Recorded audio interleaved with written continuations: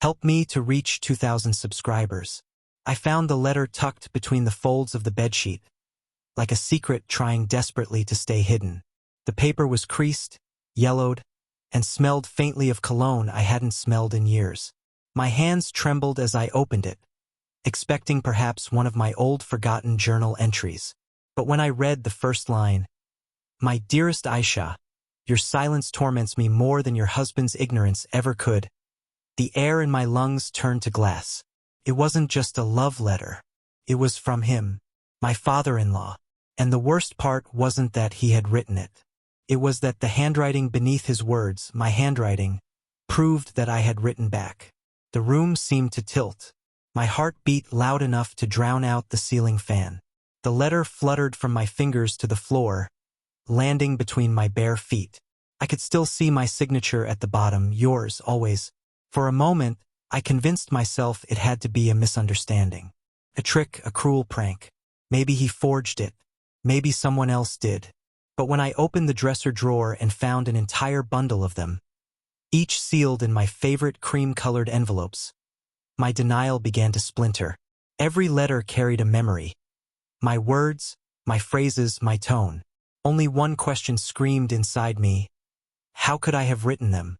I sank to the floor and reread a few. Some were poetic, tender. Some desperate.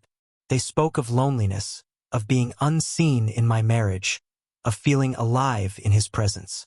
Each word was like watching my own ghost betray me. Had I forgotten writing them? Or had I been someone else entirely when I did? It started making terrible sense the longer I sat there. 3 years ago, during the darkest winter of my marriage, when Saad was too busy expanding his business to notice I existed, his father, Mr. Hanif, had been the only one who asked if I'd eaten, if I was sleeping, if I was happy. He used to sit in the garden with me, share old memories, laugh about nothing. I remember once he told me, "You're the only one who listens, Ayesha. The only one who makes this house feel alive." I had smiled. I thought it was innocent. Had it really been? The sound of the front door opening jolted me. Saad was home early. I shoved the letters into the wardrobe, but my hands were shaking too much to close it quietly. He walked in, tie loose, eyes tired. He glanced at me, then at the half-open drawer and frowned. "What are you hiding?" he asked. "Nothing," I said too quickly. He didn't believe me. He never did. Saad walked past me, pulled the drawer open, and froze. His hand brushed the letters. His face drained of color as he picked one up and began reading. First, he looked confused. Then his expression curdled into something darker. Rage mixed with disbelief. "Are you telling me my father wrote this to you?" he demanded, voice shaking. I said nothing. My throat refused to form words. "And you replied?" Tears welled in my eyes, but I couldn't even tell if they were from guilt or shock. "I don't remember replying, Saad. I swear to you I don't." He laughed bitterly, a sound like metal scraping stone. "You don't remember writing love letters to my father? How convenient. Please let me explain." "Explain what?" he shouted. "That my wife was flirting with my father behind my back? That while I was building a future for us, you were exchanging poetry with an old man?" His words sliced deep because they sounded true, even when my heart screamed they weren't. That night I couldn't sleep. I replayed every moment from those lonely years. The late-night talks, the comfort I'd taken in his attention, the small gifts I thought were innocent tokens of affection. Maybe I hadn't crossed a physical line, but emotionally, maybe I had drifted too close. Was that why my handwriting had betrayed me?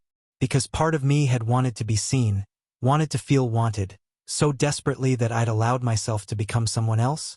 The guilt settled in my chest like wet cement. At dawn, Saad left without saying a word. By evening, I went to confront the one person who could answer what I couldn't. Mr. Hanif sat in his recliner, newspaper folded beside him. When he saw me at the door, his face softened into a knowing smile that made my stomach twist. "I was wondering when you'd come," he said. I clutched the letters in my hand. "Why did you keep them?" He leaned back. "Because they were the only real thing I ever had." "I didn't mean any of this," I said, voice cracking. I was lonely, yes, but not in that way. I don't even remember writing half of these. He tilted his head, studying me like a memory. You did. Every word. Every tear-stained page. Don't you remember that night on the veranda? You said you wished someone would write to you like in the old days. So I did. And when I slipped the first letter under your door, you wrote back. My hands went cold. You encouraged it, he said gently. You said it made you feel alive again. You said no one had spoken to your soul like that in years. I shook my head, horrified. You manipulated me. You knew I was vulnerable. He smiled faintly. And yet, you replied. Something in me broke then. I tore the letters in half, paper ripping like flesh. He didn't stop me, he just watched, almost lovingly. I loved you, he whispered. And I think, deep down, a part of you loved me too. The words hit harder than any scream could. When I returned home, Saad was waiting with packed bags. I can't live with someone who's in love with my father, he said quietly. Even if you don't remember, I can't unsee it. I fell to my knees. Saad, please. I didn't mean for any of this to happen. It was never real. He looked at me one last time, eyes full of grief, not anger, and said, maybe that's the worst part. It was real. Then he walked out. Weeks passed. I lived like a ghost in our empty house. Sometimes, I'd find scraps of those letters still hidden in corners. Fragments of a life I couldn't remember fully, yet couldn't escape. Then, one evening, a final envelope arrived in the mail. No return address, just my name written in that familiar shaky handwriting. Inside was a single line. Even when they all leave you, remember. I was the only one who truly saw you. I tore it apart without reading further, but the damage was done. Because part of me, some fractured, ashamed part, knew he wasn't entirely wrong. I had wanted to be seen, and that hunger had cost me everything. The house is quiet now. The bed feels too large. I sometimes still hear the faint echo of the ceiling fan spinning above, like a ghost whispering my sins back to me. Betrayal doesn't always start with a touch. Sometimes it begins with a letter, one you never meant to write but did anyway.